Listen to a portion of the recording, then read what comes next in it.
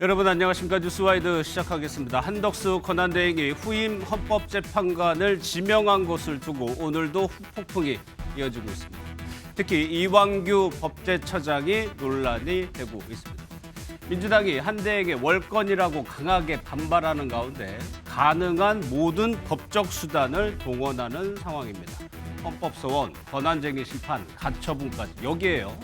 권한대행이 임명을 할 수 없도록 하는 헌재법 개정까지 추진하고 있죠. 결국에 탄핵 카드까지 꺼낼지도 주목이 됩니다. 꺼낸다면 또 전국은 출렁이게 됩니다. 이완규 처장이 오늘 법사위 현안 질의에 출석했습니다. 그 영상부터 보도록 하겠습니다.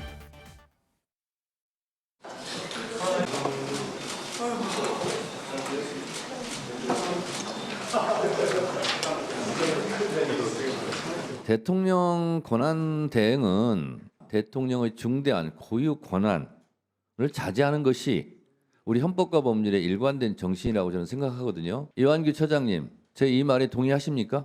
일부는 제가 동의하겠습니다만 전체적인 상황에서 다 동의한다고 말씀드리기 좀 내란의 핵심 피의자 중 한 명은 이완규 법제처장 구속 안 시킵니까? 지금 저 자리에 앉아 있는 게 맞습니까? 저희들 수사 대상인 사항임을 알려드립니다. 나는 임명을 수락하지 않고 사퇴하겠다 하는 말씀을 여기가 있어요. 저는 권한대행께서 결정한 것을 존중할 따름입니다. 세 분과 먼저 시작하도록 하겠습니다. 안지성 변호사, 조은원 변호사, 강민경 아나운서 나오셨습니다. 어서 오십시오. 예. 강민경 아나운서, 먼저 앞서 영상을 보면은 이 처장이 자진 사퇴할 가능성은 일단 없어 보여요. 네, 없어 보입니다. 오늘 이완규 법제처장은 국회에서 열린 법사위 전체 회의에서 한덕수 권한대행이 자신을 헌법재판관 후보자에 임명한 것을 두고 그 결정을 존중한다라고 답을 했는데요. 예. 이 박지원 더불어민주당 의원의 자진 사퇴 결단 촉구에도 잠시 또 침묵을 하면서 잘 참고하겠다 이렇게만 대답을 했습니다. 또 국민의힘 당적 보유 관련된 질의에 대해서도 국민의힘 당적을 보유한 적이 없다. 어떤 정당에도 가입해 정치 활동을 한 적이 없다고 답하며 사실상 사퇴 요구를 거부한 것으로 보입니다. 예, 이완규 처장이요. 2003년도에 아마 많은 국민들이 한번 본 인물입니다. 노무현 전 대통령이 검사들과의 대화 이런 거 했었죠. 그때 평검사로 나왔었습니다. 영상 한번 보겠습니다. 여러분들의 일반적인 정서나 검사들을 만나는 것이 좀 무리하게 보일지 모른다고 다들 좀 말렸습니다. 다른 나라와 달리 우리나라는 그동안에 법무부 장관이 갖고 있는 이 재청권, 즉 이 실질적인 인사권을 가지고 정치권의 영향력이 수없이 저희 검찰에 들어왔다는 사실 때문입니다. 그렇기 때문에 이런 폐해가 있었기 때문에 저희가 그것을 주장하는 것이지. 검찰 아닌 사람을 법무부 장관으로 임명해서 죄송합니다. 검찰 조직에 대해서 원한을 가진 사람 아닙니다. 원한을 가진 사람은 아닌데 뭔가 달라져야 됩니다.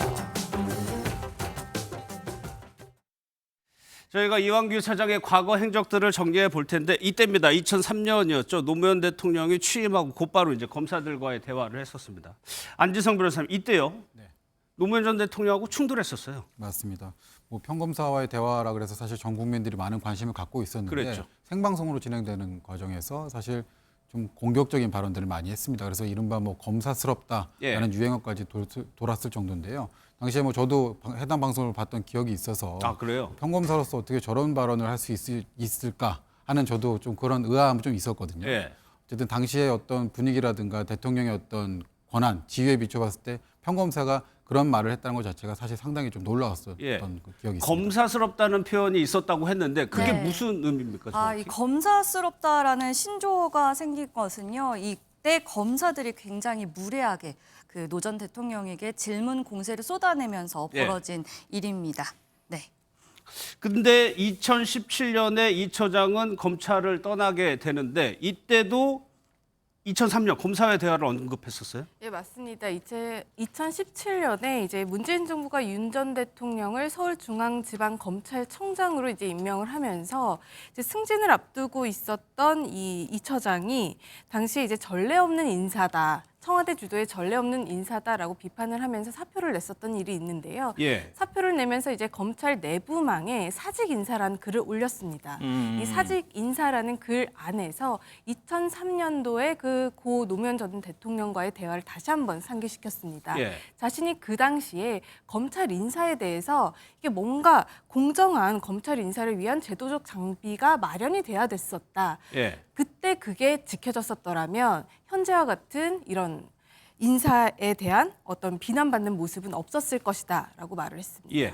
그런데 이 처장이 전직 대통령과의 또 다른 일화가 있는데 이번에는 이명박 전 대통령하고 관련된 겁니다. 네, 맞습니다. 지난 2012년의 일인데요. 당시 서울 남부지검 부장검사였던 이 처장이 정치 온라인 커뮤니티 운영자를 협박죄로 불구속 기소한 사건입니다. 예. 이 이유가 이명박 전 대통령을 비방하는 글을 썼다는 이유에서였는데요. 그 당시에도 이 기소가 굉장히 무리한 기소라는 비판이 나오면서 예. 결국 이 운영자는 그래도 1, 2심에서 무죄를 선고받은 바 있습니다. 그러면 조 변호사님 그 당시에 글을 한번 보면 협박죄로 기소할 만한 정도가 되나요?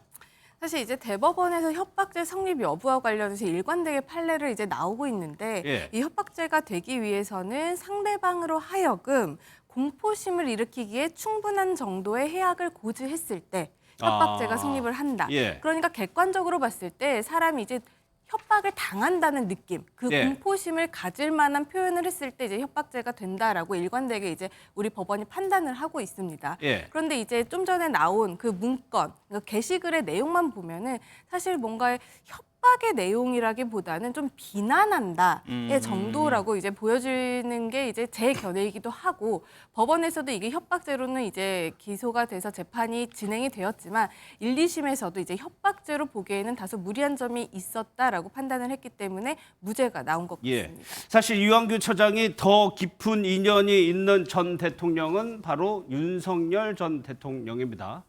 이 내용도 영상으로 저희가 준비를 해놨습니다. 절차 자체가 위법하고 부당한 절차이기 때문에 승복할 수 없다는 것이 기본 입장이니까요. 거기에 따른 대응을 하지 않을까 싶습니다. 네, 윤석열 대통령하고 대학 동기 맞습니다. 고시 같이 공부했고 법제처장도 팔수, 윤석열 대통령도 구수를 했는데 상당히 가까운 걸로 알아요. 그날 안가에 가셨잖아요. 그렇습니다. 저녁 먹자고 연락이 할 거라 저 가서 저녁을 먹으러 갔고 가서 얘기를 들어보니까 뭐 다 아는 게 없어요. 그러니까 무슨 뭐 다들 제가 말씀드렸습니까? 한숨 마시다 왔다고요. 대학 동기서부터 시작을 해가지고 쭉 주요 인연들을 저희가 정리를 했는데 취소 소송을 대리하기도 하고 이 부분도 있죠. 계엄 다음 날 안가에서 회동한 거 아니냐 이런 의혹도 있는데 강민경 아나운서 무려 46년 집이라고 네. 했어요. 무려 46년입니다. 46년간 그냥 친분을 유지하기도 어려울 것 같은데 예. 사실 이 두 사람은 서울대 법대 79학번 그리고 사법연수원 23기 동기로 매우 두터운 친분이 있다고 알려져 있습니다. 앞서 영상에서도 나왔지만 실제 두 사람이 사법고시를 같이 준비한 기간도 굉장히 흡사하다고 하는데요. 윤 전 대통령은 구수, 이완규 처장은 팔수를 했다고 알려졌습니다. 팔수 구수. 네. 예. 근데 안지성 교수님 대학 동기는 좀 이해가 됩니다. 체감한데 연수원 동기 얘기 많이 하는데 네. 친밀한 거에 척도가 될 수 있습니까? 그게? 뭐 연수원도 뭐 반으로 나눠져 있기 때문에 예. 단지 뭐 기수가 같다라는 것만으로 친밀하다 이렇게 단언할 수는 없겠지만 그거보다 사실 연수원에 들어가기 전에 사법 시험을 준비하는 과정, 그것도 이제 뭐 팔수 구수 어떻게 보면 장수생 생활을 오랫동안 같이 했다라고 하는 것은 정말로 막역 그 이상의 어떤 사이를 지니게 될 고시 것입니다. 공부를 같이 했다. 예, 예. 고시 공부도 뭐 1, 2년이 한 게 아니라 정말 실패를 계속 고배를 거듭하면서 8, 9년을 같이 했다라는 거 하는 것은 예. 정말로 친할 수밖에 없는 사이로 보여집니다. 근데 이 이후에도 윤석열 전 대통령 본인 또 가족 뭐 사건이 있으면 또 여기서 이 처장이 나옵니다. 네, 맞습니다. 윤석열 전 대통령의 법률 호위 무사로 불렸는데요.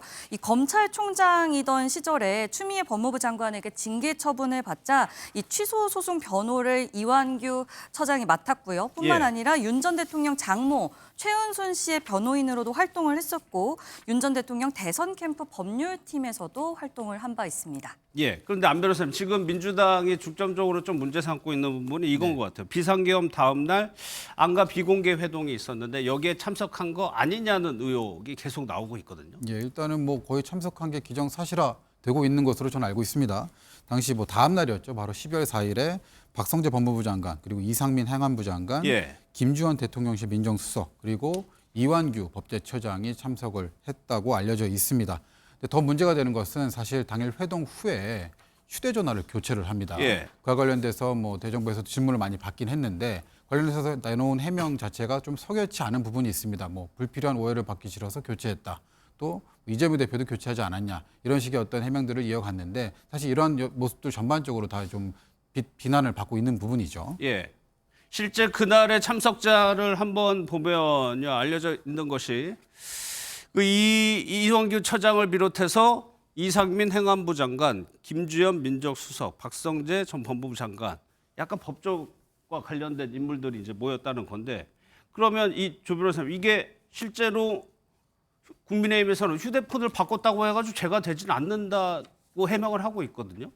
예, 그렇습니다. 사실 이렇게 어떤 범죄의 수사 단계라든지 아니면 범죄의 수사에 어떤 가능성이 있는 많은 사람들이 사실상 본인의 어떤 행적이라든지 어떤 범죄에 대한 사실관계 아니면 또 불필요한 오해를 사기 싫어서 여러 가지 이유에서 이제 휴대폰이 굉장히 요즘 중요한 요소다 보니까 예. 그 부분에 대해서 좀 많이 새로운 휴대폰을 개통한다든지 아니면 아예 다른 사람 명의의 휴대폰을 쓴다든지 이런 경우는 사실상 많습니다. 그래서 지금 이 처장이 이제 말하고 있는 것도 불편한 오해를 사기 싫었다. 이것도 하나의 뭐 정말 이유가 될 수도 있고요. 아니면 추가적으로 본인이 어떤 수사 단계에 오를 경우를 대비해서 증거 인멸이라든지 본인이 알고 있는 그런 사실관계 그리고 본인과 관련된 사실관계의 어떤 수사를 좀 방해하기 위해서 그런 행위를 했을 가능성도 배제할 수는 없습니다. 예.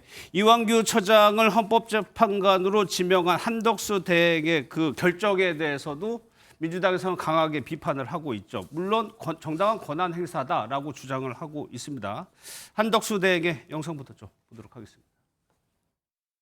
헌법기관 임명을 포함한 대통령의 중대한 고유 권한 행사는 자제하라는 것이 우리 헌법과 법률에 담긴 일관된 정신입니다. 여야의 합의야말로 민주적 정당성을 확보하고 국민의 통합을 이끌어낼 수 있는 마지막 뚝이기 때문입니다.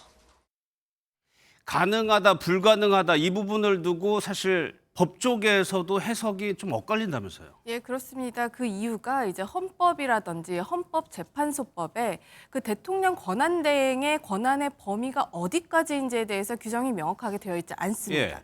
그러다 보니까 대통령이 이제 거리라든지 유사시에 권한대행이 그 직무를 대행을 하면서 그 직무의 범위를 어디까지 행사할 수 있는지 이 부분에 대해서는 여전히 해석에 맡겨져 있을 수밖에 없는 거고요. 예.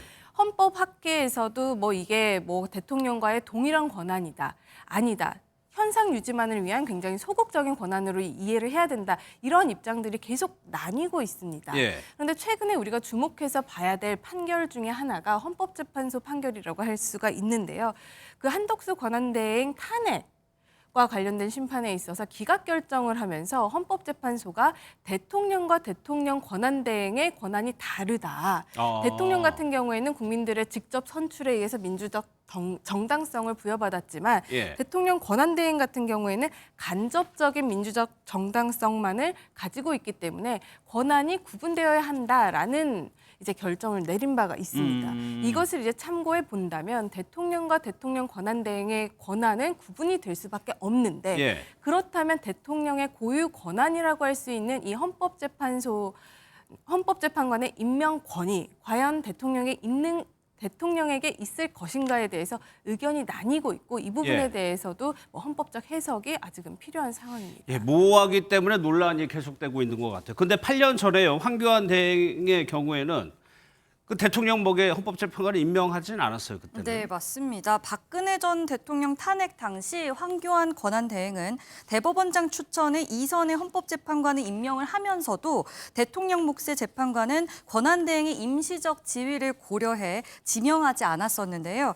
당시 박근혜 전 대통령 쪽 대리인단과 여당의 후임자 임명 촉구에도 불구하고 끝내 지명하지 않고 차기 대통령에게 지명을 넘겨준 바 있습니다. 예. 그리고 또 하나 이제 좀 논란이 되는 부분이 그 검증 부분인데 안 변호사님, 그 한덕수 총리가 권한대행으로 복귀하고 얼마 지나지 않아서 이제 지명을 해서 뭐 통상 뭐 한 달이라고 보긴 하더라고요. 거기에 네네. 비해서 좀 짧은 거 아니냐는 좀 지적도 있어요. 네, 일단은 한덕수 총리가 지난달 24일에 복귀를 했습니다. 근데 지금 직무 복귀 15일 만에 사실 이러한 지명이 이루어진 것인데요. 사실 통상적으로 앵커님께서 말씀하셨듯이 인사검증 기간은 한 달이라는 기간이 소요가 됩니다. 근데 지금 어쨌든 한덕수 국무총리가 탄핵이 소추가 돼 있는 동안은 사실 직무가 정지되었기 때문에 뭐 밑에 부하 직원들한테 인사검증에 대한 지시를 할 수도 없었던 상황이었고 그렇기 때문에 사실 복귀 이후에 지금 15일 만에 이루어진 지명 이 자체가 조금 정상적인 지명은 아니지 않느냐라고 하는 의견도 일부 있습니다. 예, 하나 더 여쭤볼게요. 그래가지고 민주당에서 여러 가지 법적 절차를 알아보고 있는데 헌법 소원, 뭐 가처분 신청, 근데 이런 것들이 좀 힘들고 결국에는 이거 방법이 탄핵밖에 없는 거 아니냐 이런 얘기 분석도 나오던데 어때요? 네, 뭐 여러 가지 저희가 헌법 제도 안에서 이러한 상황을 대비해서 어떤 제도를 마련해 놓고 있습니다만 사실 정확히 이 상황을 위한 제도는 없습니다. 이제 뭐 기본권 침해 문제가 아니기 때문에 사실 헌법 소원 심판도 불가하고요. 그렇죠. 또 이제 뭐 법률에 관한 문제도 아니기 때문에 위헌 법률 심판도 불가합니다. 또한 이제 이 헌법재판소 재판관 임명에 관한 권한은 대통령의 권한이기 때문에 지금 대통령이 거리된 상태이고 그래서 권한을 침해받은 자가 없어서 국회가 이를 대신해서 뭐 권한쟁의 심판을 청구한다 하더라도 각하를 받을 사안이기 때문에 사실상 유일한 답은 탄핵밖에 없다고 보여집니다. 그런데 사실은 지난 헌재 결정, 뭐 많은 국민들이 지켜봤던 대통령 윤석열에 대한 탄핵 결정에 있어서도 사실 재판부가 또 준엄하게 사실은 좀 타일했던 것이 청구인 쪽 국회를 타일했던 것이 탄핵이 지나치게 좀 남용됐던 것은 맞다. 이런 취지의 어떤 훈시가 있었거든요. 그렇기 때문에 이번에 과연 탄핵 카드를 또다시 한번 꺼낼 것이냐라고 하는 부분은 좀 신중하게 판단을 할 여지가 있어 보입니다. 그 지점이 민주당이 좀 부담스러운 부분이겠죠. 네. 방금 전에 들은 저 소식을 좀 한번 살펴보겠습니다. 명태균 씨가 구속이 돼 있었는데 조 변호사님, 오늘 오후에 석방이 됐다고 하는데 그 이유, 이렇게 석방이 되는 이유는 좀 뭐라고 봐야 되나요? 네, 지금 보석이 허가됐기 때문에 이제 구속에서 풀려났다라고 볼 수가 있는데요. 보석이 허가돼서. 네, 명태균뿐만 아니라 김영선 전 의원 2명 다 보석으로 지금 풀려났습니다. 구속된 지 5개월 만에 지금 풀려난 것이고요.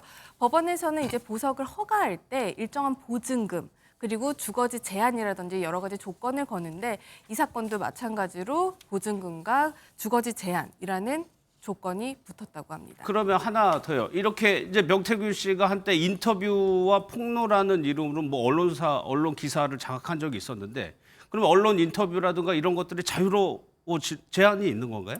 일단 주거지에 대한 제한이 있고 누구를 만나지 마라 이 부분은 이제 제한이 없는 걸로 이제 해석을 해야 될 것 같습니다. 근데 다만 앞으로의 수사 과정이나 이런 것에 있어서 언론과의 자꾸 노출을 하는 게 재판이라든지 여러 가지 부분에 있어서 부정적인 영향을 미칠 가능성도 배제를 할 수가 없습니다.